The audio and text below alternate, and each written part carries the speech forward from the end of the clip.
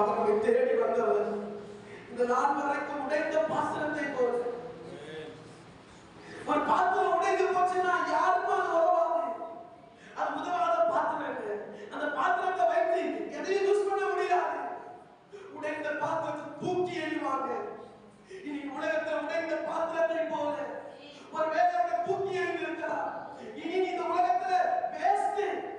எத்தனை பேர் நான் பார்த்து சொல்லி இருக்கலாம். உன் தாய் சொல்லி இருக்கலாம், உன் தகப்பன் சொல்லி இருக்கலாம், நீ பிறந்ததே வேஸ்ட், ஒன்றுக்கு உதவாதவன் என்று சொல்லி உன்னை தூக்கி உடைந்த பாத்திரத்தை போல எரிந்திருக்கலாம். ஆண்டவர் சொல்றாரு, உடைந்த பாத்திரத்தை நான் புதிய பாத்திரமா உருவாக்குவேன். நீ எனக்கு தேவை மகனே, நீ எனக்கு தேவை மகளே. உன்னை நான் அறிந்திருக்கிறேன்.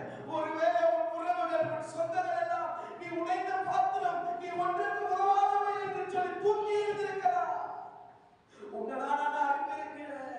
உன்னை கொண்டுதான் தேசத்துல எழுப்புதலை உண்டாக்க போறேன். உன்னை கொண்டுதான் வியாதிகளை சுகமாக்க போறேன். உன்னை கொண்டுதான் குருடர்களை பார்க்க செய்ய போகிறேன். உன்னை கொண்டுதான் உடவர்களை நடக்க செய்ய போகிறேன். உன்னை கொண்டுதான் தேசத்துல எழுப்புதல் தீயை பற்ற வைக்க போகிறேன். நீ எனக்கு தேவை. எல்லா மனுஷனும் உன்னை உடைந்து போடுவேன் என்று சொல்லலாம். ஆனால் நீ எனக்கு புதிய பாத்திரமா, இந்த தேசத்துக்கு உகந்தவனாய், தேசத்துல எழுப்புதலை கொண்டு வருவனாய் கர்த்தர் உன்னை உருவாக்குவேன். சோர்ந்து போகாதே. மனுஷனை கைவிட்டுட்டாங்க, எல்லாம் என்ன தூக்கி எடுத்துட்டாங்க.